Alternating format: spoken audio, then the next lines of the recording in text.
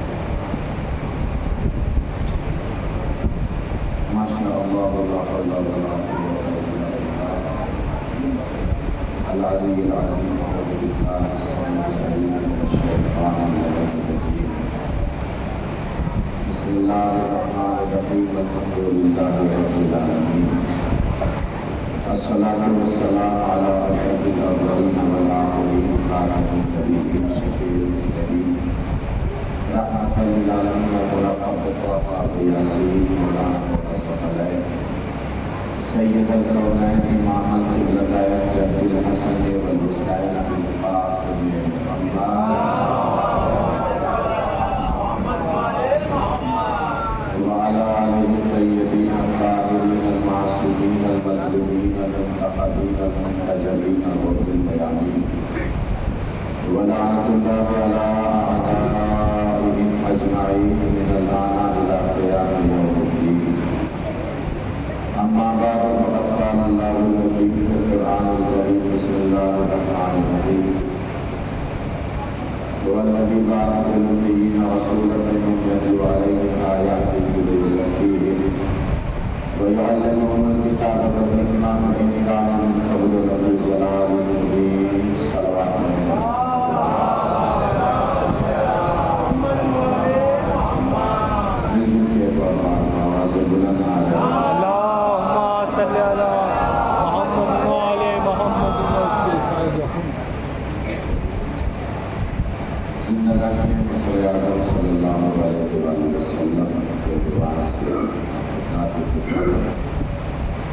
گزارشات اور معروضات پیش کرنے کے ساتھ نصیب ہوگی اور بلاغت سے لے کر بالکل شریف بنانے دعوت الشیرہ کا دعوت الشیرہ کے بعد لوگوں کے سامنے پوچھا گیا کہ یہ محمد اللہ کی رسالت ہے تو اللہ نے جو بھی ہے اس رسالت کا دعویٰ کرتا ہے. تو ظاہر سی بات ہے مشکلات پریشانیاں تکلیف سب ہونا شروع ہو گئے. کافروں کی طرف سے جتنی بھی ایزا پہنچائی جا سکتی تھی جتنی بھی تکلیفیں پہنچائی جا سکتی تھی رسول کو پہنچائی جانا. درمیان میں وہ وقت بھی آیا کہ جب آپ کو شیخ ابی طالب میں جانا پڑا اور 20 سال کی زندگی شیخ ابی طالب کی پھر 10 دہشت میں عنایت بھتیجا اور ابی طالب کی وفات کا سال اس کو آپ نے آموزش قرار دیا یعنی کم اور افرو کا سال. معراج کا واقعہ شب ہجرت سے 9-10 مہینے پہلے کا واقعہ. کتابوں میں جو اس کی صحیح تاریخ اور مہینہ ہے وہ ربیع الاول کا مہینہ علماء نے بیان کیا ہے. لیکن بہت سی تواریخ میں جو ہمارے یہاں جو معراج کی تاریخ ہے وہ 27 رجب لکھی جاتی ہے جو معراج کی تاریخ ہے. بہرحال ایک طرف بعثت ہے اور ایک طرف معراج. ہجرت سے پہلے بعثت ہوئی ہے پھر معراج ہوئی ہے. اس بات پہ توجہ فرمائیے گا. اللہ نے رسول کو پہلے مبعوث پر رسالت کیا, اس کے بعد معراج پر بلایا. اگر اس کے الٹا ہوتا پہلے معراج پر بلاتا پھر مبعوث پر رسالت کرتا تو ہو سکتا ہے کہ کیا لیتا کہ اللہ نے رسول کو بلندی دینے کے لیے معراج پر بلایا تھا. اس لیے اللہ نے پہلے رسول کو مبعوث پر رسالت کیا پھر معراج پر بلایا, یہ بتانے کے لیے کہ رسول کو بلندی دینے کے لیے معراج پر نہیں بلایا گیا. رسول بلند تھے اس لیے معراج پر بلایا گیا. رسول پڑھے تھے اس لیے معراج پر بلایا گیا. اور بعثت اور معراج کو الگ الگ کنڈیشن میں اگر دیکھیں گے تو 2 جملوں میں بات تمام ہو جائے گی. اردو ادب سے تھوڑی سی بھی محبت ہو تو بتائیے گا. بعثت اور معراج میں فرق کیا ہے؟ پیغام کا ادھر سے ادھر آنا بعثت ہے, پیغامبر کا ادھر سے ادھر جانا معراج ہے. بس یہ فرق ہے. پیغام ادھر سے ادھر آئے تو یہ بعثت ہے, پیغامبر یہاں سے وہاں جائے تو یہ معراج ہے. بعثت اور معراج کو ایک اور تناظر میں آپ دیکھ سکتے ہیں. بعثت اور معراج کے ہم سفر ایک ہیں. توجہ دیجیے. بعثت اور معراج کے ہم سفر ایک ہیں, ساتھی ایک ہیں. بعثت میں بھی جبرائیل ساتھ ہے, معراج میں بھی جبرائیل ساتھ ہے. مگر بعثت میں کنفیوژن بہت زیادہ ہو گیا ہے. یہ سمجھنے کے لیے کہ بڑا کون ہے ذہن کنفیوژن کی طرف چلا جاتا ہے. چونکہ بہت ساری روایتیں عالم اسلام میں ایسی پھیل گئی کہ جبرائیل آئے, انہوں نے سینہ چاک کیا, اندر سے سیاہی نکالی, نور بھرا. تو ایسے میں سمجھنا مشکل ہے کہ بڑا کون ہے. توجہ دیجیے گا. جبرائیل بڑے ہیں یا رسول بڑے ہیں؟ سینہ چیرنے والا بڑا ہے یا جس کا سینہ چیرا گیا ہے وہ بڑا ہے؟ اندھیرا نکالنے والا بڑا ہے یا جس کے سینے سے اندھیرا نکالا گیا ہے وہ بڑا ہے؟ نور ڈالنے والا بڑا ہے یا جس کے سینے میں نور ڈالا گیا ہے وہ بڑا ہے؟ بڑا کون ہے؟ کنفیوژن بہت ہے. اسی کنفیوژن کو دور کرنے کے لیے شاید اللہ نے شب معراج بھی جبرائیل کو نبی کے ساتھ رکھا, یہ دکھانے کے لیے کہ دیکھو یہاں پہ سمجھنا آسان ہے کہ بڑا کون ہے. بھائی اگر رسول پہلے رک جائے تو جبرائیل بڑے ہیں, اگر جبرائیل پہلے رک جائے تو رسول بڑے ہیں. سیدھا سیدھا مسئلہ ہے نا. سدرۃ المنتہا پہ دونوں ہیں. جبرائیل پیچھے رک گئے, حضور نے فرمایا کہ آ جائیے. جبرائیل نے کہا بس آپ بھی جائیے. روایات کہتی ہے کہ جبرائیل نے کیا کہا, اگر میں نے ایک قدم بھی اور آگے بڑھایا تو میرے بالوں پر چل جائے گا. جو چل جائیں گے بھائی بالوں پر جبرائیل کے. تفاسیر میں ملتا ہے کہ اس جگہ سے حکومت اہل بیت کا آغاز تھا. بالکل ایسے ہی کوئی ذہن میں سوچ سکتا ہے کہ ساری دنیا پر یہ حکومت ہے اہل بیت کی, بالکل ہے.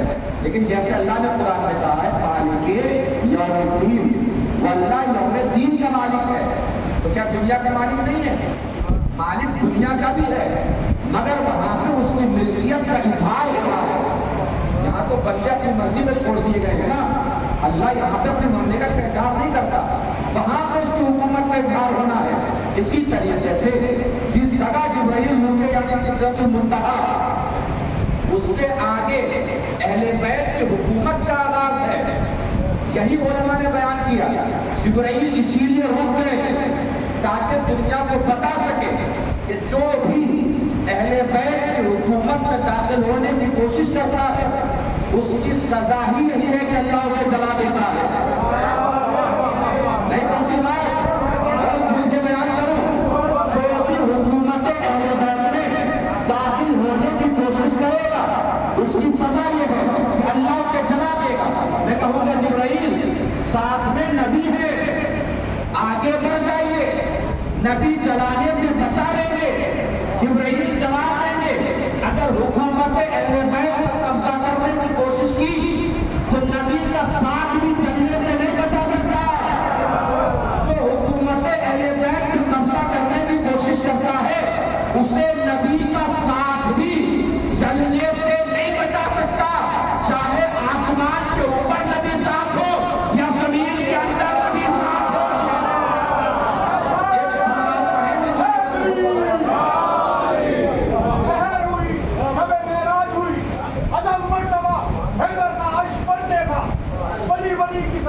جہاں جہاں پہنچے اور علی علی نظر آئے جدھر جدھر دیکھا، اس کے علاوہ رسول اللہ نے اور کچھ بھی دیکھا وہ میں بیان کرنے لگا ہوں۔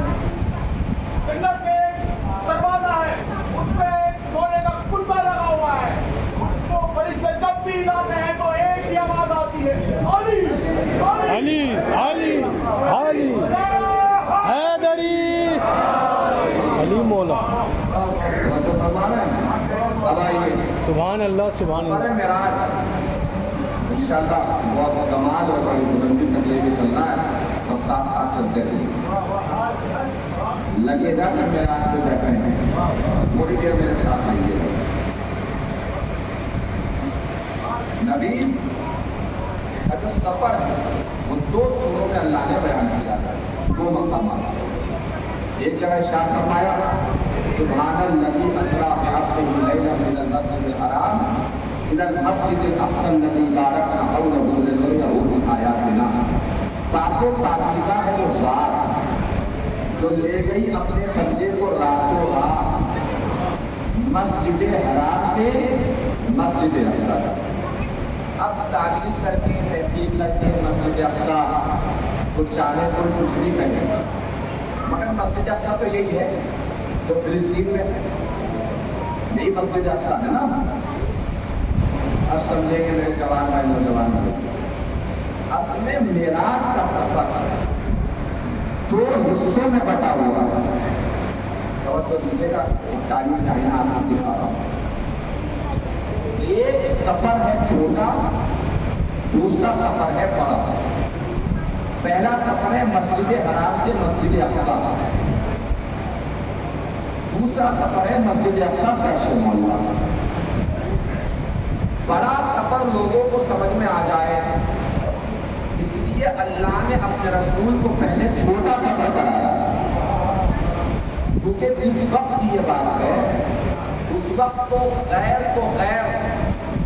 اپنے بھی رسول کے کمالات ماننے پہ تیار رہتے تھے۔ آج تک بھی کہاں مان رہے ہیں؟ بحث شروع ہوئی ہے کہ روحانی معراج ہے کہ جسمانی معراج ہے، لوگ تو آج تک بھی نہیں مانے تھے نا۔ اس زمانے میں کیسے مان لیتے تھے جس زمانے میں معراج کی؟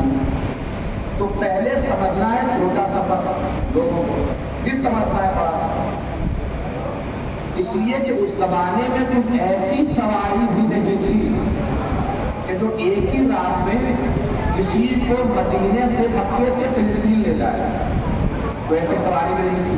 میں تو سمجھا رہا ہوں، تو پہلے تو لوگوں کو اس بات پہ یقین آئے کہ مکے سے فلسطین رسول گئے رات میں واپس بھی آ جائے۔ کیسے یقین آئے؟ تو کوئی گواہ ہونا چاہیے۔ رسول جب آئے تو آپ رسول نے بتایا، لوگوں نے پوچھا کون گواہ، کون ملا، کون گواہ ہے؟ تب میں نے قافلہ دیکھا، اس قافلے سے میری ملاقات، اس میں اتنے بچے تھے، اتنی عورتیں تھے، اتنے جوان تھے، اتنے بزرگ تھے، اور وہ قافلہ میرے اعتبار سے تو بچ جائے گا۔ گواہی آسان ہو گئی کہ مشکل ہو گئی؟ آسان ہو گئی۔ اب وہ رسول نے بتا دیا کہ قافلہ آ رہا ہے، اب تک اس قافلے سے پوچھتا ہے کہ محمد تمہیں ملے تھے یا نہیں ملے تھے، گواہی مکمل ہو جائے گی، یقین کرنا آسان ہو جائے گا۔ قافلہ آیا، لوگوں نے پوچھا کہ تمہیں اس حیت کا کوئی آدمی ملا تھا؟ لوگوں نے بتایا ملا تھا۔ لوگوں کو یقین آ گیا کہ ہاں رسول کہتے ہوئے واپس بھی آیا۔ اب لوگوں نے پوچھا کہ ایسی کون سی طاقت ہے کہ جو وہاں لے بھی گئی لے بھی آئی؟ نبی نے بتایا، وہی تو بتا رہا ہوں کہ سب سے بڑی طاقت اللہ ہے۔ اب لوگوں نے پوچھا کتنی بڑی طاقت؟ کہ یہ تو چھوٹا سفر تھا کہ میں یہاں سے وہاں تک گیا، اس کے آنے کی بات سنو، میں مسجد اقصی سے عرش پر بھی گیا، تو یہاں کی گواہی کے لیے قافلہ موجود تھا، اب وہاں کی گواہی کون دے؟ تو لوگوں نے پوچھا وہاں کون گواہ تھا؟ نبی نے بتایا علی تھے۔ نبی نے بتایا کہ وہاں کی گواہی علی دیں گے۔ اب علی نے بتایا کہ وہاں کے حالات آپ بتا رہے ہیں کہ میں بتا رہا ہوں، یہاں پہ علی گواہ ہے۔ اب میرا کو محسوس کیجیے اور توجہ فرمائیے، اللہ نے جتنے بھی احکام ہم تک پہنچائے کس کے ذریعے پہنچائے ہیں؟ نماز پڑھو، اس نے اللہ نے آ کر بتایا کہ نبی نے بتایا؟ اس نے بتایا، نبی نے بتایا۔ روزہ رکھو، کس نے بتایا؟ نبی نے بتایا۔ حج کرو، کس نے بتایا؟ نبی نے بتایا۔ زکات کو کس نے بتایا؟ نبی نے بتایا۔ بے کسوں کا سہارا بنو، کس نے بتایا؟ نبی نے بتایا۔ یتیموں کے پالنہار بنو، کس نے بتایا؟ نبی نے بتایا۔ خیرات کو کس نے بتایا؟ نبی نے بتایا۔ ایک اعمال انجام کو کس نے بتایا؟ نبی نے بتایا۔ اللہ نے جتنی باتیں بندوں سے کی ہیں نبی کے ذریعے کی ہیں۔ محسوس کیجیے گا میرا آج کو، اس کا مطلب اللہ جب بندوں سے بات کرتا ہے تو نبی کے لہجے میں بات کرتا ہے۔ ایک رات آئی جب اللہ کو اپنے نبی سے بات کرنی تھی، اب اللہ کس کے ذریعے بات کرے؟ بس جب اللہ بندوں سے بات کرتا ہے تو نبی کے لہجے میں بات کرتا ہے، جب نبی سے بات کرتا ہے تو نبی کے لہجے میں بات کرتا ہے۔ ایک صلوات پڑھے کہ جن کے پر محمد و آل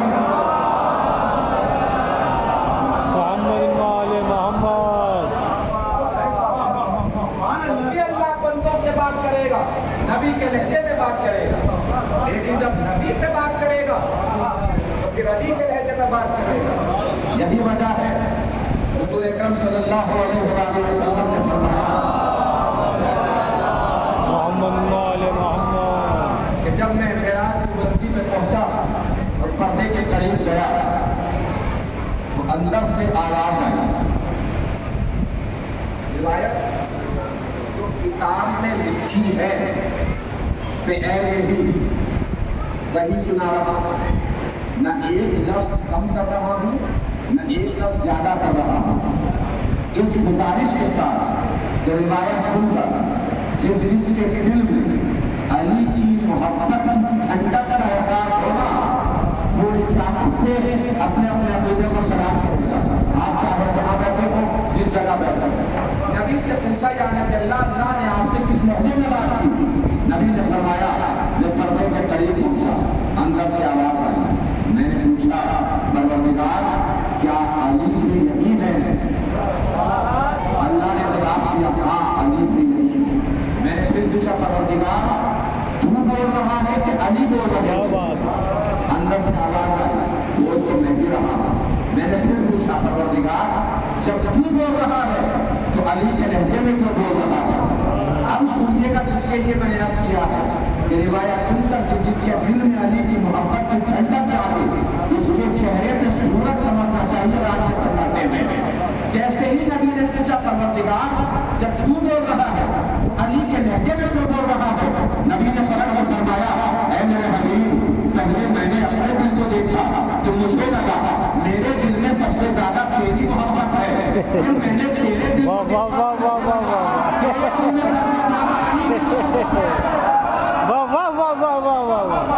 علی مولا اسی کے لہجے میں بات کروں جس کی محبت تیرے دل میں سب سے زیادہ ہے۔ شاعری سنتے رہتے ہیں آپ لوگ، شاعری کی ایک زبان ہوتی ہے، شاعر شعر پڑھ पता हो क्या अचानक आपसे बोलता है कि जबान का शेर सुनिए, जबान का शेर सुनिए। मैं किताबत में जबान का जुमला सुनाने जा रहा हूँ। जबान में मिठास पैदा हो जाए ना तो बताइएगा जरूर उसी जबान से अगर महसूस हो। इसका मतलब अल्लाह ने बात की नबी से अली के लहजे में, अल्लाह ने बात की नबी से अली के लहजे में, अल्लाह ने बात की नबी से अली के लहजे में, ये बताने के लिए कि समझ जाओ जब मेरी और मेरे नबी की बात बगैर अली के नहीं बनती तो तुम्हारी बात बगैर अली के कैसे बनती? सुभान अल्लाह, सुभान अल्लाह।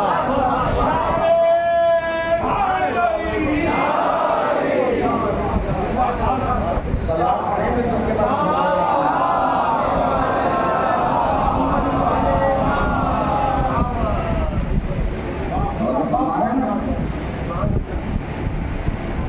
बड़ा मशहूर वाक़या है, आप सबका सुना हुआ होगा। एक बार में 500 मरतबा सुना हुआ होगा मालूम। दरमियान में आ गया चलते चलिए। इसका कितना इरफान, इसकी कितनी मारिफत, इसका वैसे सवाल होता। एक आदमी कहता है पंखा बंद है, इसका पंखे से बस इतना ही ताल्लुक है, पंखा चला दीजिए नहीं चली जाएगी। एक आदमी कहता है पंखा क्यों बंद है, ये क्यों बता रहा है कि पंखों के बारे में ज़्यादा जानता है, इसे बता दीजिए कि साइंस से पता चल जाए कि क्यों बंद है पंखा कितना है। इसका मतलब जितना जिसका इल्मो इकबाल होता है उसका सवाल भी उतना बड़ा होता है। इन्होंने पूछा किस लहजे में बात की, सलमान ने पूछ लिया क्या बात की।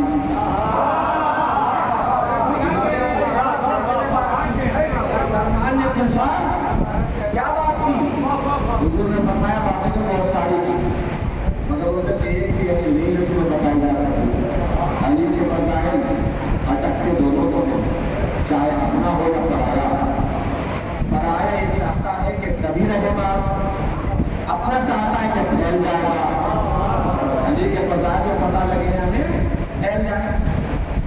सलमान ने पूछा क्यों नहीं बता सकते, अब मुझसे सुनोगे किसी और को बता दो। सलमान ने कहा सरकार किसी को नहीं बताऊंगा, किसी को नहीं बताऊंगा, किसी को नहीं बताऊंगा। तो सुनो, बहुत सारी बातें अल्लाह ने मुझसे एक बात की थी, नबी सलमान माँ सल्लल्लाहु अलैहि वसल्लम, अगर लोग अली की मोहब्बत में जमा हो जाते तो अल्लाह कभी दोज़ख को पैदा भी ना करता। सलमान पहुंच गए घर, नींद का दूर दूर तक पता नहीं। सलमान की करवटें बढ़ती जा रही हैं, बिस्तर की करवटें बढ़ती जा रही हैं। बात ऐसी है कि हद हो नहीं पा रही है। वादा करके आए हैं किसी को बताए करें तो क्या करें, कहा निकले करूँगा तो उसके गुस्से पर बैठे तो तुम्हें तुझे पता है नबी ने मुझसे क्या कहा है, मुझे क्या पता ना होगा नहीं बता देता।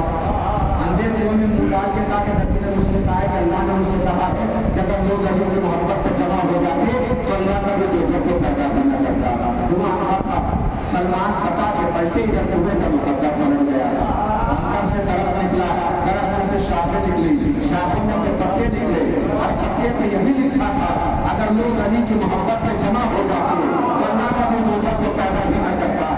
सुबह का उजाला हुआ, हवा चली, हवा अपने कांधे से पत्ते को लिए, कभी इस घर, कभी उस घर, कभी इस गली, कभी उस गली, कभी इस घर, कभी उस घर। लोग उठे नमाज़े सुबह पढ़ने के लिए, मुलाकात अली के फज़ाइल से हो गई। अल्लाह जाने किसकी छूट दी, किसने चीज़ें छोड़ दी। लोग थोड़े नबी के पास जाना पड़ता, ये क्या है, नबी ने पढ़ना शुरू किया। अगर लोग अली की मोहब्बत में जमा हो जाते तो अल्लाह का भी दोज़ख को पैदा ही ना करता। सलमान कजिया नबी अल्लाह तो तुमने वादा किया था किसी को बताओगे नहीं, तो सरकार किसी को नहीं बताया, तो किसी को नहीं बताया, तो किसी को नहीं बताया, कहीं भी नहीं बताया। सरकार मान लीजिएगा किसी को न बताने का वादा था, कहीं भी न बताने का वादा नहीं था। मगर हुजूर हुआ क्या है, तो पहले बताओ बताया कहाँ है। तो सरकार अंधे धुएं से कहा था, जब गलती कर दी तो क्या गलती हुई, अंधे धुएं से बर्दाश्त ही नहीं हुआ, कुएं के अंदर से तरफ निकला, तरफ में से शाखें निकली,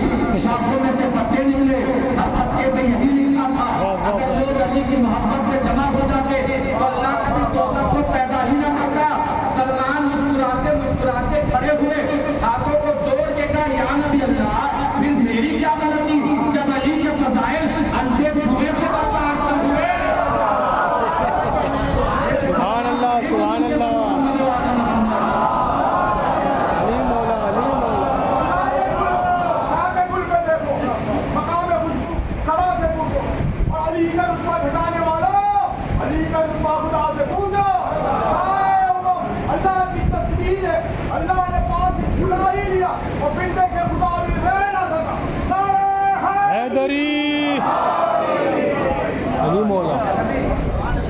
کہاں تک پہنچے نبی؟ کس مقام تک پہنچے نبی؟ کس جگہ تک پہنچے نبی؟ کیا قرآن کی آیات میں سورہ نجم میں پورا منظر بیان کیا. بسم اللہ الرحمن الرحیم. والنجم اذا ہوا ما ضل صاحبكم وما غوى وما ينطق عن الهوى ان هو الا رجل يوحى علمه شدید القوى. قسم ستارے کی جب وہ ٹوٹا میرا رسول کبھی گمراہ نہیں ہوا. وہ وہی کہتا ہے جو وہی کہتی ہے. کہاں تک پہنچے اللہ کے نبی؟ بالا قوسین اور ادنا دو کمانوں کے فاصلے تک. توجہ دیجیے. کہاں تک پہنچے؟ کہاں تک؟ کہاں تک؟ دو کمانوں کے فاصلے تک. اب عالم اسلام کی روایات یہ کہتی ہیں، مسلمانوں کی روایات، کہ رسول دو کمانوں کے فاصلے پر تھے. مطلب پردے کے ادھر خدا تھا، پردے کے ادھر نبی تھا. مسلمانوں کی روایات یہی بتاتی ہیں. دو کمانوں سے فاصلے پر تھے نبی اللہ سے. توجہ دیجیے گا چیزوں. دنیا ہم سے کہتی ہے کہ تمہارا عقیدہ توحید ٹھیک نہیں ہے، تمہارا بڑا ٹھیک ہے.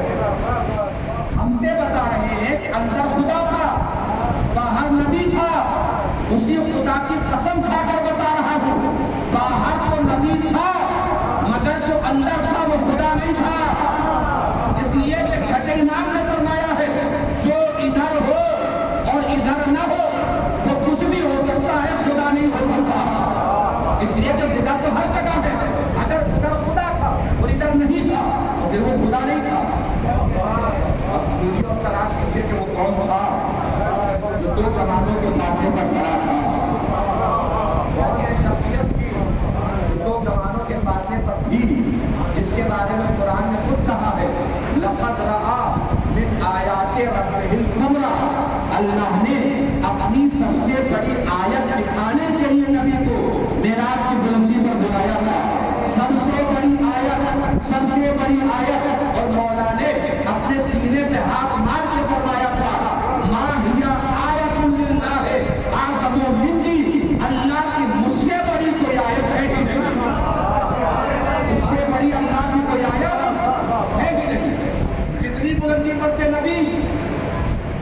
صحابہ کا حسین تک پہنچے دو کمانوں کے فاصلے پر. اب میری طرف نظر رکھیے، میری طرف دیکھیے. دو کمانوں کا مطلب کیا ہوتا ہے؟ کمان بنتی ہے ایسے، ایسے بنتی ہے نا. یہ تو کمان کی تصویر ایسے بنتی ہے. یہ ہے کمان کی تصویر، ٹھیک ہے. یہ کمان کی تصویر، یہ ایک کمان ہے. اگر اسی کو دو کمان بنانا ہو تو کیسے بنائیں گے؟ توجہ دیجیے. یہاں پہ آپ پینسل رکھیے، یہاں سے چلائیے پینسل، یہ بن گئی ایک کمان. پھر ایسے ہی اس پینسل کو نیچے کھینچیے، یہاں واپس آ گئی پینسل، ہو گئے دو کمان. جس نقطے سے، جس ڈاٹ سے آپ نے آغاز کیا تھا وہیں پلٹ کے واپس آ جانا. دو کمانوں کا فاصلہ آسان کر. مطلب نبی جہاں سے زمین پہ آئے تھے پلٹ کے وہیں واپس چلے گئے. اسی کو معراج کہتے ہیں. جہاں سے آئے تھے پلٹ کے وہیں پہ واپس چلے گئے. اس کو کیا کہتے ہیں؟ معراج کہتے ہیں. اسی لیے اللہ نے فرمایا یا ایھا النفس المطمئنہ ترجعی الی ربک راضیۃ مرضیہ. اے نفس مطمئنہ پلٹ اپنے رب کی طرف. نبی سے یہ نہیں کہا کہ آ جا، نبی سے کہا پلٹ گیا. آپ یہاں آئے ہیں کہ پلٹ کے آئے ہیں؟ یہاں پہ آپ آئے ہیں، پلٹ کے کہاں جائیں گے؟ اپنے گھر کی طرف. اس کا مطلب پلٹا جاتا ہے اپنے مرکز کی طرف، پلٹا جاتا ہے اپنے مرکز کی طرف. اللہ نے نبی کو بلایا نہیں ہے، واپس بلایا ہے. واپس پلٹ کے آ جائیے. یعنی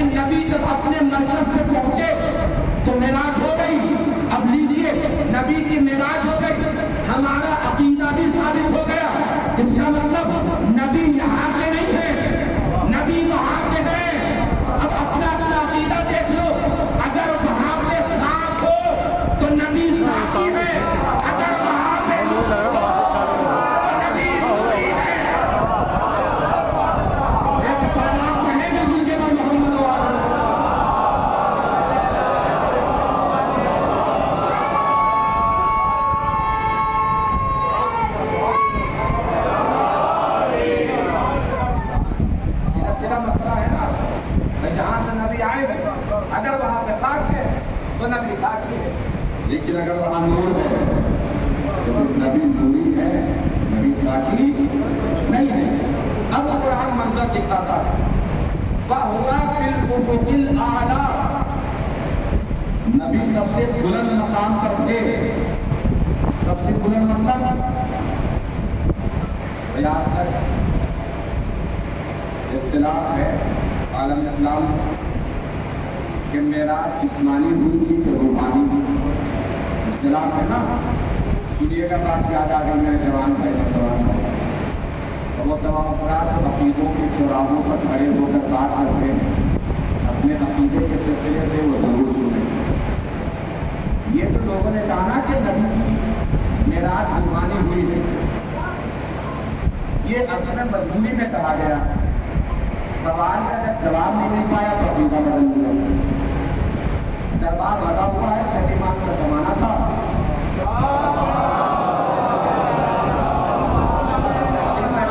में बैठा था, उलमा की महफिल सजी हुई थी। किसी ने पूछ लिया कि सुना है कि आप लोग ये मानते हैं कि आपके रसूल को मेराज हुई? बिल्कुल हुई। क्या तो मेरे सवाल का जवाब दे दीजिए। क्या बताइए कि जो आसमान है ये प्याज के छिलकों की तरीके से है। प्याज के ऊपर जो छिलके की परत होती है उसकी तरह आसमान की बनावट है। अगर नबी गए हैं मेराज फर्श की बुलंदी पर तो आसमान से होके गए होंगे? बिल्कुल। तो मुझे ये बताइए कि नबी गुजरे आसमान से तो आसमान फटा कैसे है? फिर गुजरने के बाद आसमान जुड़ा कैसे है? जवाब तो था नहीं, फरिश्ता के पास चक्के में आ गया। उसने कहा कि नबी का बदन तोड़े गया था, नबी की रूह गई थी। वहां से अपना बना कि मेराज रूहानी हुई थी। ये चलने लगा दरबार में, शख्स बैठा था, उसने कहा चलो मैं तुम्हें उस दरवाजा पे लेकर चलता हूँ जहाँ हर सवाल का जवाब मिलता है। ये उसे ले गया छठे इमाम के पास। उसने जाके वहां भी यही सवाल पेश किया। एक प्याज के छिलकों की तरह आसमान की बनावट है, जब नबी गुजरे आसमान से तो आसमान फटा कैसे, फिर जुड़ा कैसे? अब मेरा जुड़ा नहीं, जवाब है छठे इमाम का। जितने लोग यहाँ बैठे हैं ना, इसके दिल में छठे इमाम की जितनी अजमत चल रहा है वो ताकत से इस जवाब को सवाल करेगा जो छठे इमाम ने दिया है, वो नजाकत महसूस करेगा। जैसे ही उसने पूछा कि नबी के गुजरते वक्त आसमान फटा कैसे, जब नबी गुजर गए तो पीछे से आसमान जुड़ा कैसे? छठे इमाम ने मुस्कुरा कर उससे पूछा कभी समंदर का सफर किया है? उसने कहा किया है। तो मुझे वो सुनना बता, जब समंदर में कश्ती चलती है तो समंदर आगे से फटता कैसे है, पीछे से झुकता कैसे है? जैसे समंदर आगे से फटेगा पीछे से जुड़ेगा, ऐसे ही जब नबी गुजरे तो आसमान आगे से फटता रहा, नबी के गुजरने के बाद पीछे से जुड़ता रहा। एक सवाल क्या बात है, क्या बात है। मोहम्मद सल्लल्लाहु अलैहि वसल्लम सुभान अल्लाह। अली मौला ये था इल्मी जवाब। अब एक लफ्जी जवाब भी समझ लीजिए। लफ्जी जवाब किसे कहते हैं? मुंह तोड़ जवाब को। कोई कहेगा कि नबी को रूहानी मेराज हुई तो उससे कहिएगा कि जहाँ भी नबी की मेराज का तस्करा है वहाँ नबी की झूठियों का तस्करा जरूर है, और रूहें कभी झूठियाँ नहीं कहती। एक जवाब नहीं मिलती वो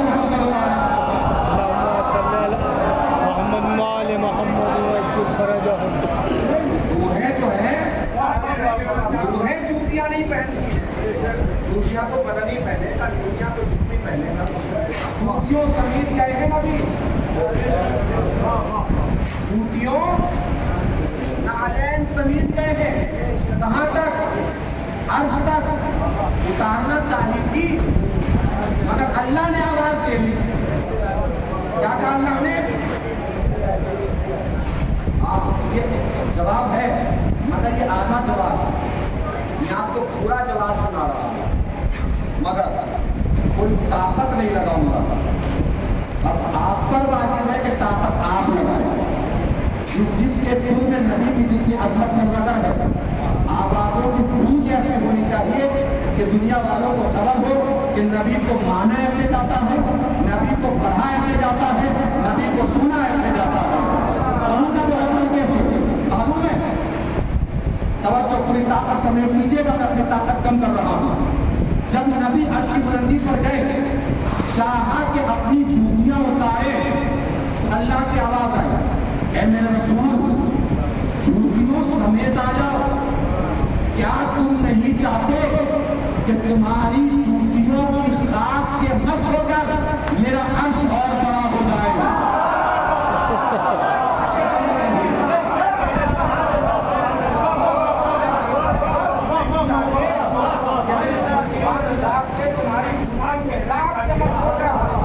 میرا عرش اور بڑا ہو جائے گا، میرا عرش اور اونچا ہو جائے گا۔ یہ ہے نبی کی اثر، یہ ہے رسول کی اثر، یہ ہے رسول کی فضیلت، یہ ہے رسول کی فضیلت۔ کہاں گئے رسول؟ وَهُوَ بِالْأُفُقِ الْأَعْلَىٰ، سب سے بلند مقام پر۔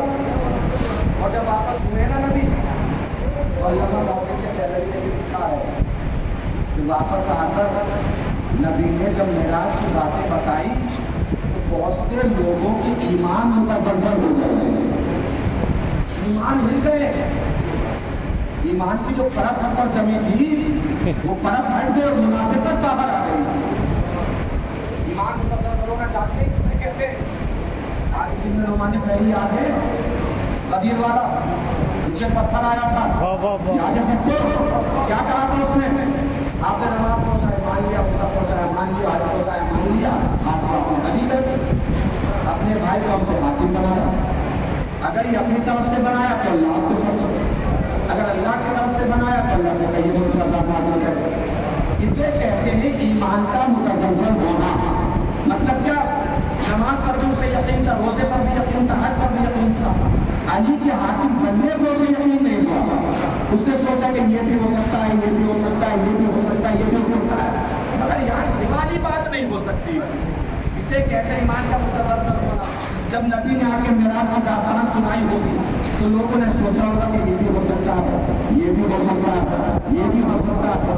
اس کا مطلب نبی نے کوئی ایسی بات بھی بتائی جس کو سن کے ان کے چہرے کا رنگ بدل گیا کہ یار سب کچھ ہو سکتا ہے مگر یہ والی بات نہیں ہو سکتی۔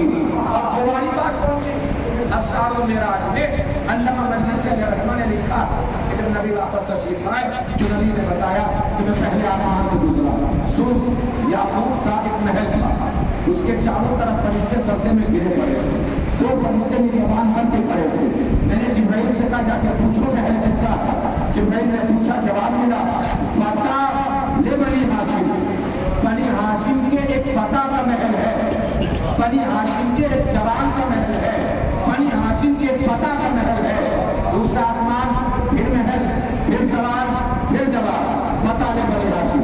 تیسرا آسمان پھر سوال، پھر جواب، فتح لے بنی ہاشم۔ چوتھا آسمان پھر محل، پھر سوال، پھر جواب، فتح لے بنی ہاشم۔ ایسے ساتوں آسمان سے گزر گئے، سدرۃ المنتہا پہ پہنچے، جبرائیل رک گئے، نبی آگے چلے گئے، نبی کی واپسی ہوئی، جبرائیل سدرۃ المنتہا سے واپس ہوئے، نبی اسی راستے سے واپس ہو رہے تھے، پھر محل پہ نظر پڑی، جبرائیل سے کہا جبرائیل یہ تو پتہ چل گیا کہ محل کس کا ہے، پتہ کا، مگر یہ تو پوچھو یہ پتہ ہے کون؟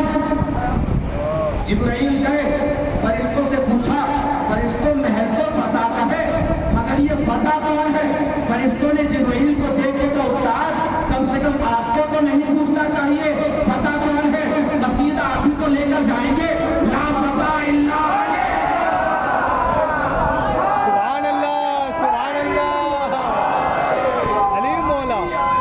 علی کی ولایت پر لڑنے والوں محمد کا چوتھی کا چاند ابھی باقی ہے، تو ہوں بہت شکل میں ہے مصطفیٰ کی طرح، اور ایسے کا بھی ہے مصطفیٰ، اور ہو نہ جائے نسیریوں کو خبر، وہ تو قائم بھی ہے خدا کی طرح، نعرہ حیدری۔ علی مولا، یا علی یا علی۔ وہ روایت سن لیجیے، انہوں نے آنے سے پہلے بتا دیا، جنت نبی نے بتایا ہے کہ جنت سے جب میں گزرا تو دروازے پر کنڈی ہے، جب دروازے سے ٹکراتی تو کیا آواز نکلتی ہے؟ علی علی یا علی یا علی۔ اب میں ایک کیفیت بیان کرنے جا رہا ہوں آپ کے سامنے، میرے نظریے سے آپ کا نظریہ مل جائے، میری فکر سے آپ کی فکر مل جائے، تو آپ چاہے باہر بیٹھے ہو یا اندر، آواز ایسی بلند ہونی چاہیے جیسے باتیں نظر سے ٹکرانا چاہ رہے ہیں۔ بھائی جنت کے دروازے پر کنڈی سے علی علی کی صدا اور علی علی کی آواز فرمانا اس بات کی دلیل ہے کہ اللہ نے جنت کے دروازے پر یہ فیصلہ لگا دیا کہ جنت ملے گی علی کے نام پر. نظریہ نظریے سے مل جائے تو پوری طاقت سے میری آواز میں آواز ملا دیجیے گا. جنت ملے گی علی کے نام پر. جنت ملے گی علی کے نام پر. یہ سن لیجیے, جنت ملے گی علی کے نام پر.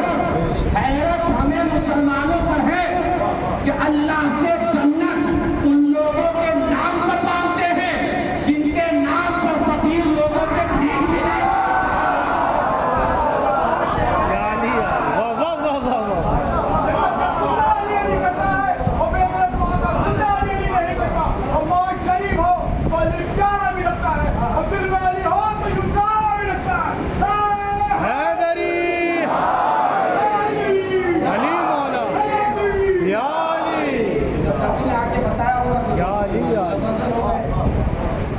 کیا تھا قرآن میں؟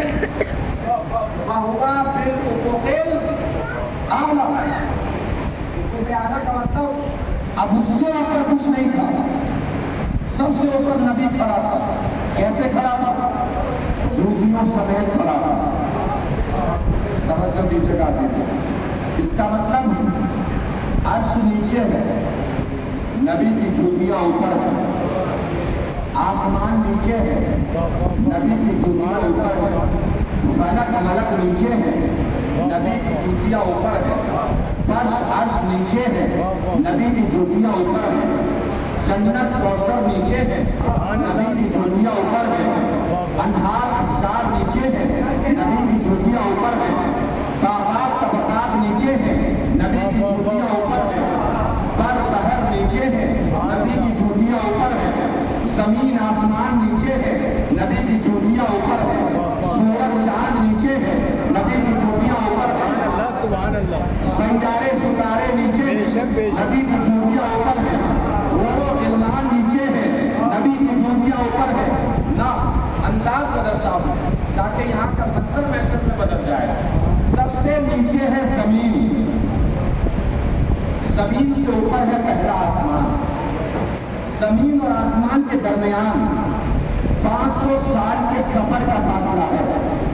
یعنی کہ گھڑسوار تیز دار گھوڑے پہ بیٹھ کر 500 سال تک چلتا ہے, اپنے گھوڑے کو دوڑاتا ہے.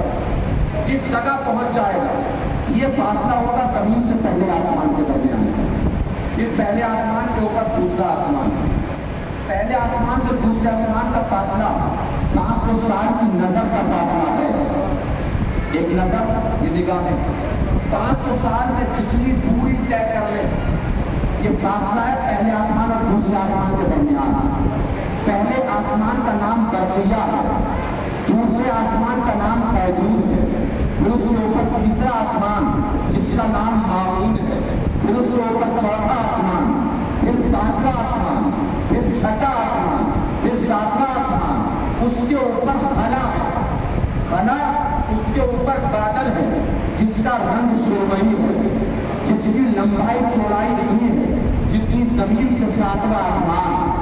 اس سرمئی بادل کے اوپر جنت الماوا ہے, جنت الماوا کے اوپر سدرۃ المنتہا ہے, سدرۃ المنتہا کے اوپر حجاب حم ہے, حجاب حم کے اوپر حجاب حیا ہے, حجاب حیا کے اوپر حجاب صبر ہے, حجاب صبر کے اوپر حجاب رضا ہے, حجاب رضا کے اوپر حجاب علم ہے, حجاب علم کے اوپر حجاب علم ہے, حجاب علم کے اوپر حجاب عظمت ہے, حجاب عظمت کے اوپر حجاب رفعت ہے, حجاب رفعت کے اوپر حجاب شوکت ہے, حجاب شوکت کے اوپر حجاب جبروت ہے. حجابات کا سلسلہ تمام ہے. تو حجابات کے اوپر کرسی ہے, کرسی کے اوپر عرش ہے, عرش کے اوپر نبی کی چوٹیاں ہیں, نبی کی چوٹیوں کے اوپر نبی کی پنڈلیاں ہیں, نبی کی پنڈلیوں کے اوپر نبی کا زانو ہے, نبی کے زانو کے اوپر نبی کی کمر ہے, نبی کی کمر کے اوپر نبی کے شانے ہیں, نبی کے شانوں پر نبی کے کاندھے ہیں. سوچو وہ کتنا بڑا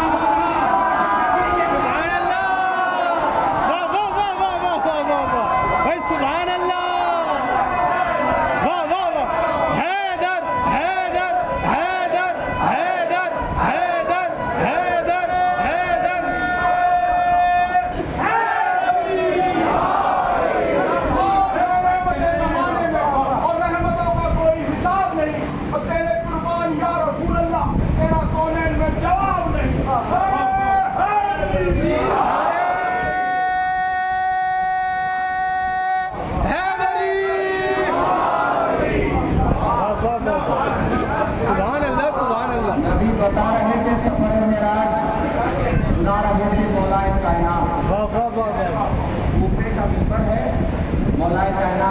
पर हैं और मौला कायनात सफर मेराज सुना रहे हैं। सफर मेराज सुनाया मौला ने कि ये बुलंदी पर तशरीफ ले गए नबी, इतने सारे वाक़यात हुए, वापसी हुई। उसमें मौला ने बताया कि जब नबी चले तो बिस्तर से निकले तो बिस्तर गर्म था, बराबर में पानी से भरा हुआ बर्तन रखा था, उस पर नबी का हाथ लगा, बर्तन नीचे गिरा, बर्तन से पानी बहने लगा। आगे बढ़े तो दरवाजा बंद था, दरवाजा खुला, कुंडी हिलने लगी। नबी सफर मेराज पे चले गए, सुभान अल्लाह सुभान अल्लाह। वापस हुए तो क्या देखा, कुंडी ऐसे ही हिल रही है, पानी ऐसे ही चल रहा है, बिस्तर ऐसे ही गर्म है। सुभान अल्लाह। दरमियान में एक मुनाफिक बैठा था, वाह वाह वाह। उसके चेहरे का रंग उड़ गया, वही ईमान मुतसलसल हो गया कि यार सब कुछ हो सकता है मगर ये नहीं हो सकता। समझ गए ईमान मुतसलसल हो जाना। उसने सोचा कि नबी गए मस्जिद अक्सा पहुंचे, मस्जिद अक्सा से आसमान की बुलंदी पर गए, आसमान की बुलंदियों को पार किया, नबियों को नमाज पढ़ाई, फरिश्तों से मुलाकातें हुई, इतनी सारी मुलाकातें, इतनी सारी बातें, इतनी सारी गुफ्तगू, इजाबात को पार किया, फिर अर्श तक पहुँचे, अर्श पे जाके अल्लाह से बातें की, इतने सारे पैगामात लिए, बातें करके वापस पलटे, वापस आए, इतना लंबा सफर जाना, इतना तवील सफर वापस आना। आए तो ये कह रहे कुंडी भी ऐसे ही हिल रही थी, पानी भी ऐसे कर रहा था, बिस्तर भी ऐसे कर रहा था। मुनाफिक था, मुंह बना के चल दिया, मुंह बना के पहुंचा घर, बीवी आटा घूमने के लिए तैयार बैठी थी, घर में पानी नहीं था, बीवी ने कहा जाके पानी भर के ले आओ। चश्मे पर पहुंचे, पानी भरने के लिए पानी भरा, बर्तन में पानी रखा, पूछा ठंडा ठंडा पानी है, नहाने के लिए गए तो मोहतरम थे, वाह वाह वाह वाह वाह। मोहतरमा हो चुकी थी, क्या बात है, वाह वाह। परेशान थी। वहां से घर का गुजर हुआ, उसने सोचा मजबूर खातून है, घर ले गया, घर ले जाके शादी कर ली। 6 साल गुजरे, 6 साल में 5 बच्चों की विलादत हुई। एक दिन मोहतरमा खुद बैठी थी आटा ढूंढने के लिए, पानी नहीं था, सोचा खुद जाके पानी भर के लाऊं। चश्मे में पहुंची, चश्मा देखा, दूसरा जमाना याद आया, डुबकी लगा के देख लेती हूँ, क्या पता मुकद्दर कलर जाए। गई तो मोहतरमा थी, वापस हुए तो मोहतरम बन चुके थे। अब वापस निकले तो क्या देखा, वो जिस बर्तन में पानी भर के रखा था अभी तक ऐसे ही है, क्या बात है, था अभी तक ऐसे ही पड़ा हुआ है। घबरा के घर दौड़े तो क्या देखा, बीवी अभी तक आटा गूंदने के लिए पानी का इंतजार कर रही है। वहां से घबरा के मस्जिद पहुंचे तो देखा अली ऐसे ही सफर मेराज बयान कर रहे हैं। अली ने उसको आते हुए देखा, मुस्कुरा के हाथों का इशारा करके कहा सफर मेराज समझ में आ गया।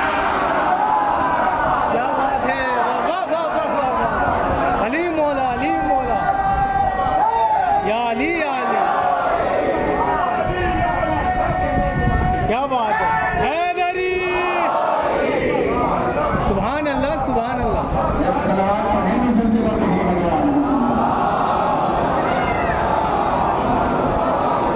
अल्लाहुम्मा सल्ली अला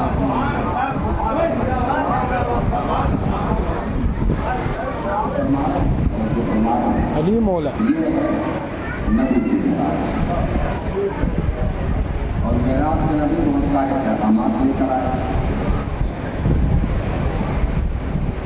हमारी मेराज ज्यादा प्यारा है, यहाँ तो सबके सब है, नबी भी यही है, अली भी यही है, हसन भी यही है, हुसैन भी यही है, सारे यही हैं। अब मैं ये सोचता है कि नबी तो मेराज से इतने सारे पैगामात लेकर आए, हम यहाँ से उठ के जा रहे हैं तो वहाँ से क्या लेकर जा रहे हैं? क्या हमारे किताब में कोई तब्दीली आई, हमारे किताब में कोई बदलाव आया, हमारे में कोई तब्दीली आई? हम फर्शियादा पे आ रहे हैं तो घर जाके माँ बाप का एहतराम भी कर रहे हैं या नहीं कर रहे हैं?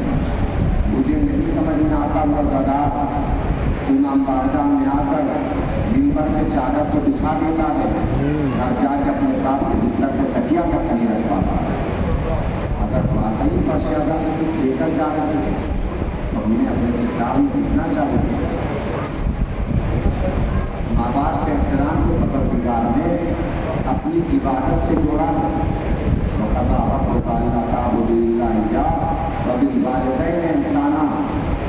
तुम्हारे रब ने फैसला कर दिया है कि अल्लाह की इबादत करो, वालिदैन के साथ उसके सलूक करो। अल्लाह ने बता दिया अगर तू वालिदैन के साथ उसके सलूक नहीं करता तो अल्लाह उसकी इबादत भी कबूल नहीं करता। इसका मतलब क्या हुआ? अल्लाह ने इखलाकियात के मरकज़ में माँ बाप को रखा है। तवज्जो दीजिएगा मेरे जवान भाई, नौजवान भाई। चौराहे पे खड़े होकर चार लोग तय नहीं करेंगे कौन सा आप कितने अच्छे हैं। कुरान ने तय कर दिया जो अपने माँ बाप के साथ अच्छा है असल में वही अच्छा है। अगर कोई अपने माँ बाप के साथ अच्छा नहीं है तो वो अच्छा नहीं हो सकता। एक मंजिल और आगे बढ़ जाओ ताकि जुमला और कैफियत हमेशा याद रहे। मेरे बच्चों, मेरे नौजवानों, मेरे जवानों, माँ बाप का एहतराम वाजिब है, लाजिम है। जिस बच्चे से और औलाद से माँ बाप नाराज हो जाते हैं ना, उनसे कभी अल्लाह राजी नहीं होता। उनसे अल्लाह भी नाराज हो जाता है, उनसे माँ बाप नाराज। कमबख्त और बदबख्त है वो बंदा तो ये कहता है कि अल्लाह ने हमें दिया ही क्या है जब हम उसकी इबादत करें। इसी तरह कमबख्त है वो औलाद जो कहती है कि बाप ने हमें दिया ही क्या है जो उसकी इताअत करता है। बाप क्या देता है? पता है आपको बाप क्या देता है? स्कूल गए, नाम लिखा जाता है, एडमिशन फॉर्म होता है, नाम लिखा जाए। क्या नाम है बच्चे का? नाम बताया, आगे लिखा होगा सनोम। बाप का नाम क्या है? एडमिशन करने वाले ने पूछा बाप का नाम क्या है? बस साथ वाला इतना कह रहे कि ये कुछ भी लिख दीजिए, कुछ भी लिख दीजिए। याद रखिए फिर जिंदगी में कुछ भी बन जाइएगा, इज्जतदार नहीं बन सकते। साथ वाला ये कहते कुछ भी लिख दीजिए। ये जो समाज में सर उठा के चलते हो ना, ये बाप ने दिया। अगर किसी के बाप का पता ना हो ना तो समाज में सर उठा के नहीं चल सकता। बड़ा हुआ सर का सेहरा सजाया, पूरा बड़ा, दरवाजे पर बारात पहुंची, सारा समाज बैठा है। मौलाना साहब आए निकाह पढ़ाने के लिए। वहाँ भी निकाह का कौन होता है? निकाह में पूछा जाकर पूरे साहब नाम क्या है मुझे का? इसमें बराबर में होता है नजरिया बाप का नाम क्या है? अब बताइए, शिकारपुर सारा का सारा भरा हुआ है, दिल्ली सारी की सारी पड़ी हुई है, बुलंदशहर सारा का सारा भरा हुआ है, सारा गाजियाबाद में लोग इकट्ठा है, हजारों लोग बैठे हैं। इस भरे मजमे में आपकी इज्जत ना आपकी बिल्डिंग बचा सकती है, ना आपकी जमीन बचा सकती है, ना आपकी जायदाद बचा सकती है, ना आपका पैसा बचा सकता है। आपकी इज्जत वही गरीब को भूखा बाप बचाएगा जिसको जिंदगी भर ये कहते रहे इसने दिया ही क्या है। वही खड़ा होकर बोलेगा लिखिए मौलाना मेरा बेटा। समझ गया? अल्लाह की इबादत इसलिए जरूरी है कि उसने खिदमत की है, बाप की इताअत इसलिए जरूरी है कि उसने गलतियां की है।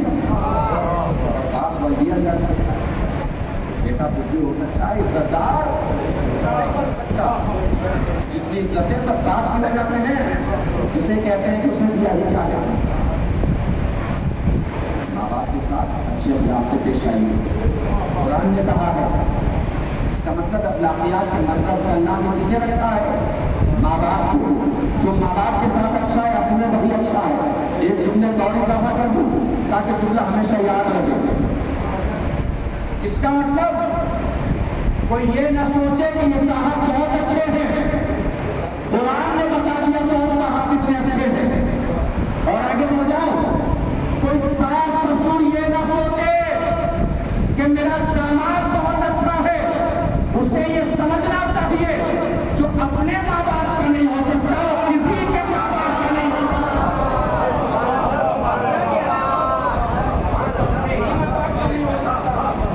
किसी और کوئی اپنے ماں باپ کے ساتھ اچھا نہیں ہے اور دوسرے کے ماں باپ کے ساتھ اچھا ہے تو وہ ریاکار ہے، اچھا نہیں ہے۔ اگر اچھا ہوتا تو اپنے ماں باپ کے ساتھ اچھا ہے۔ میرے جوانوں، آپ زور سے آپ کے ہاتھ میں کتاب اسلام سے ماں باپ کے ساتھ اچھے اخلاق سے پیش آئیے۔ ماں باپ چلے جائیں گے، روئیے گا، چلائیے گا، دنیا والوں کو کوئی اثر نہیں ہونے والا ہے۔ دنیا والوں کو پتا ہے کہ ماں باپ کے ساتھ کیسے رہتا تھا، نہ رونے کا اثر ہوگا، نہ چلانے کا اثر ہوگا، نہ آنسوؤں کا اثر ہوگا۔ خوب گلے لپٹ کے روئیے گا، انہیں سارا کچا چکا پتا ہے۔ جب تو رو رہا ہے، جب ماں باپ زندہ تھے تو ان کے ساتھ ایسا سلوک کیا کرتا تھا۔ احترام کرتے ہیں، بہت احترام کرتے ہیں۔ اب اماں مر جاتے ہیں تو دسترخوان کی گو سجاتے ہیں تو اماں ابا کو پسند تھا۔ یہ تو رکھا ہے بھائی، کئی ابا بہت پسند کرتے تھے۔ مرنے کے بعد جس کا اتنا احترام کر رہے ہو، اگر زندگی میں اتنا احترام کرنا شروع کر دیا تو یہ دنیا بھی سمجھ جائے گی، وہ دنیا بھی سمجھ جائے گی۔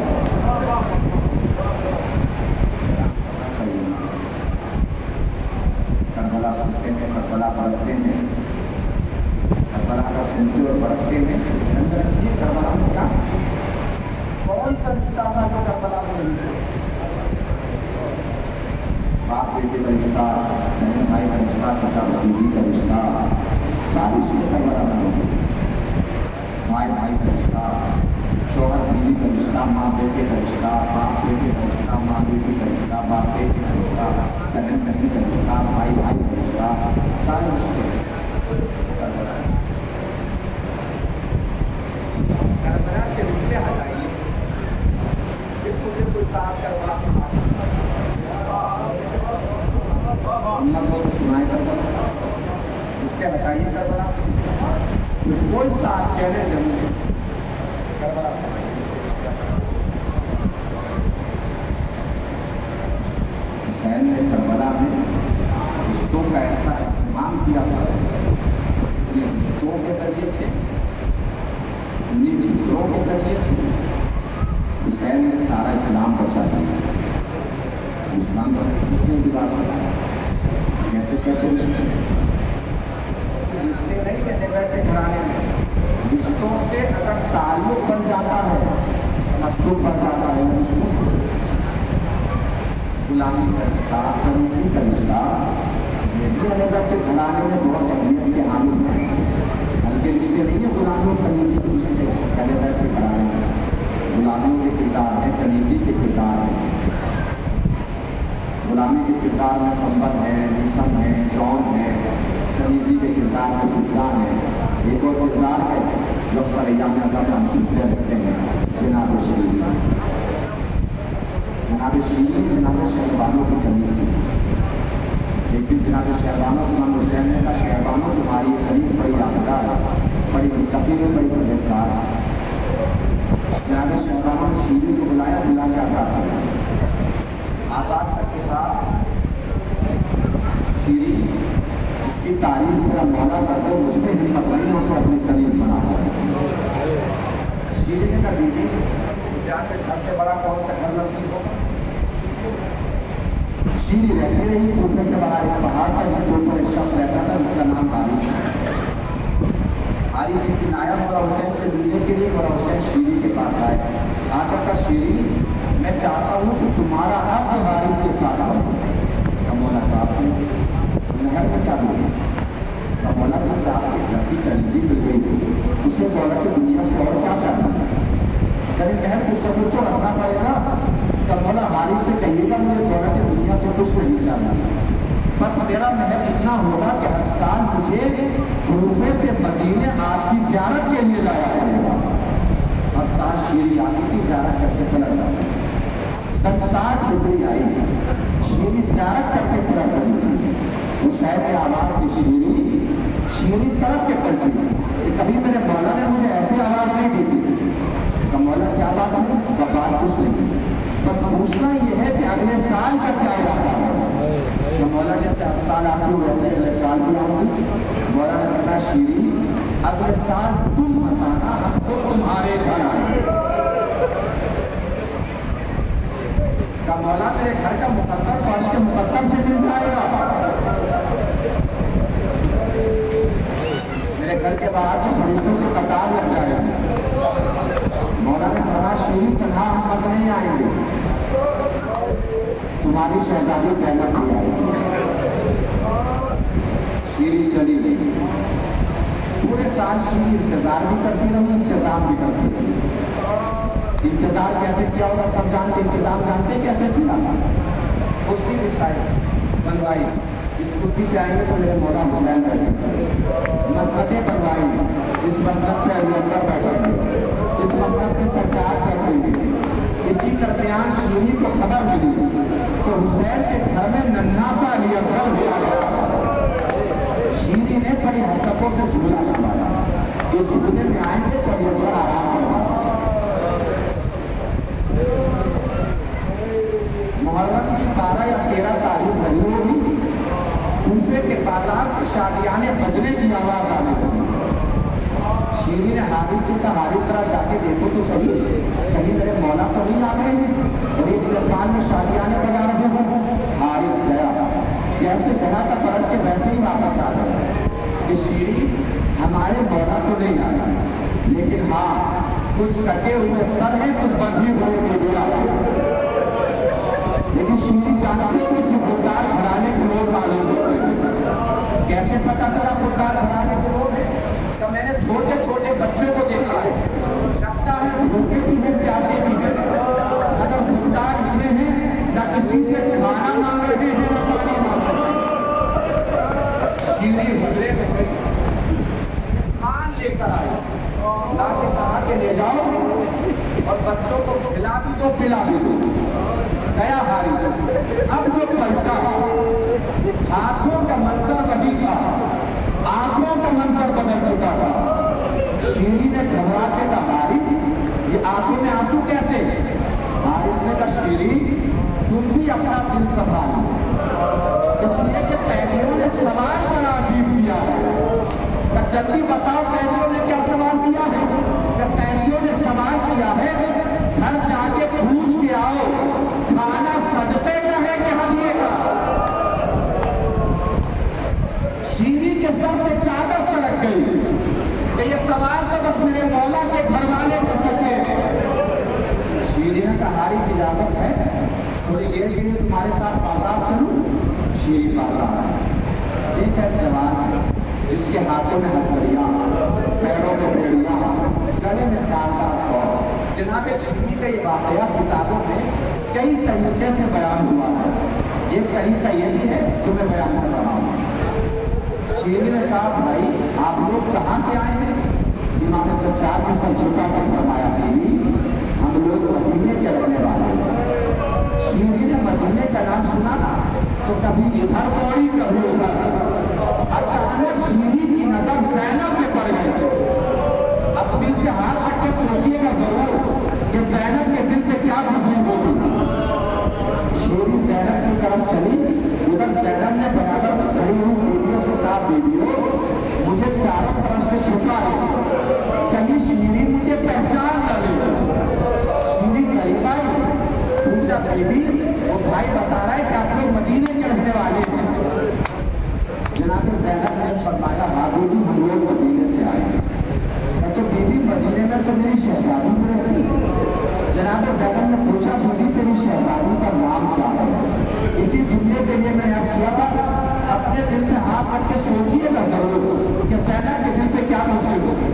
جیسے جناب زینب نے پوچھا نا بیوی تیری شہزادی کا نام کیا ہے, شیریں 2 قدم پیچھے ہٹی برابر میں کھڑے ہوئے مجمع کو دیکھ کے کہا بیوی معاف کیجیے گا اس بڑے مجمع میں اپنی شہزادی کا نام نہیں لے سکتی.